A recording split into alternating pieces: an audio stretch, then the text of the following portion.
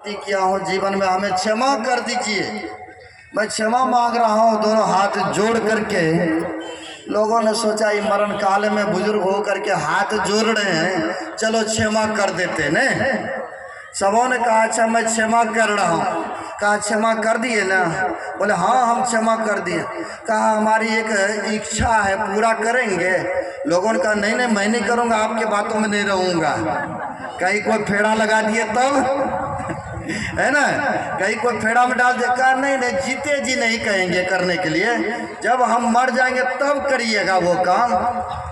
लोगों ने सोचा तब तो ठीक है। अच्छा कहिए क्या करना है?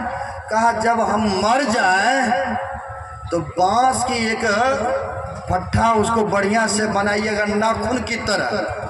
जब हम मर जाए ना हमारे मुंह में वह नकोले बना करके हमारे मुंह में ठोक दीजिएगा, है ना। लोगों ने भी सोचा इसी मुंह से यह लोगों को काम बिगाड़ता रहा। भले ये कहा है लेकिन ये मत सोचिएगा कि मुंह से बोला है तो यह है और इसी मुंह में कहा बांस ठोकने के लिए भले हम बदला ले रहे हैं, ऐसा नहीं है सज्जनों। वो फिर फंसाने की चक्कर कर रहा है। अब हम बताएंगे क्या फंसाने का चक्कर किया है ये विग्रहानंद ने।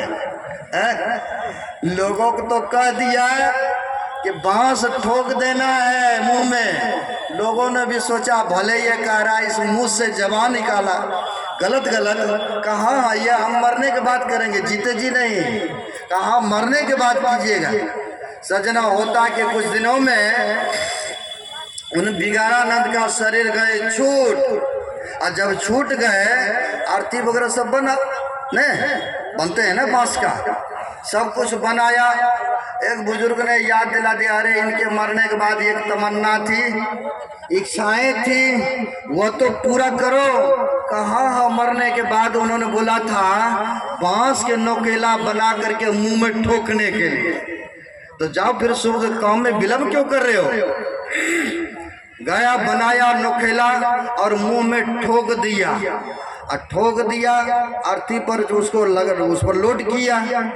अब पैदल यात्रा होते हुए चले कहाँ तो श्मशान घाट। इधर से जा रहे थे पैदल पैदल श्मशान घाट, कुछ ही दूर गए थे तो उधर से पुलिस की गाड़ी आ रही थी। अब सोच लीजिए क्या होने वाला है। उधर से पुलिस की गाड़ी जो आ रही थी, पुलिस ने सोचा मर गया तो इसको लेके जा रहा जलाने के लिए, लेकिन कभी ऐसा नहीं देखा मुंह के पास में इतना खड़ा। आखिर बात क्या है भाई ने, आखिर वजह क्या है? पुलिस ने कहा अरे अरे तुम लोग कहाँ जा रहे हो? कहा हम लोग श्मशान घाट जा रहे हैं इनको जलाने के लिए। कहा भाई देखा इसको मुंह के पास में इतना खड़ा है, और भी मुर्दा रहता तो प्लेन रहता है भाई वजह क्या है? इसको अर्थी को नीचे करो नीचे।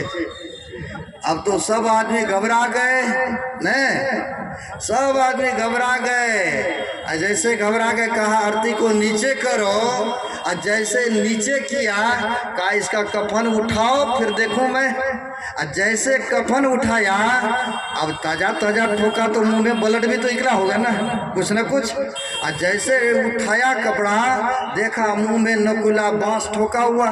अरे तुम लोगों ने जानबूझ करके इसको मारा है, अब तुम वहाँ श्मशान घाट नहीं जाओगे, चलो सीधे जेल में। श्री सद्गुरु महाराज की जय। चलो अब सीधे जेल में चलो। और सबको जेल में बंद कर दिया। सब वहाँ पर कहने लगे जौर विग्रहानंद जब तक तू जिंदा रहा तब तो बिगाड़ते रहा, लेकिन मरने के बाद भी हम लोगों को जेल में करके गया। श्री सद्गुरु महाराज की जय। यानी जेल में करके गए। सज्जनों कुछ आदमी ऐसे भी होते हैं ना, ये सत्संग जो इतना बड़ा जैसा देख रहे हैं खजागत पंडाल में भरा हुआ, कुछ का हो रहा था कि नहीं हो, कुछ का हो कि हो, लेकिन सदगुरु भगवान की कृपा तो होना ही था ना। शुभकामना था और आप सबों का सहयोग भी भरपूर, बेशक मन से हो तन से हो, लेकिन अगर पंडाल लगा नहीं आए होते फिर किसको सुनाते? इतनी अच्छी जो व्यवस्था की गई है आप सबके लिए भी बहुत बहुत साधुवाद है, बहुत बहुत धन्यवाद है। गुरु महाराज की कृपा सबके ऊपर बना रहे सज्जनों। यह तो प्रथम वार्षिक अधिवेशन शुरुआत हुई है।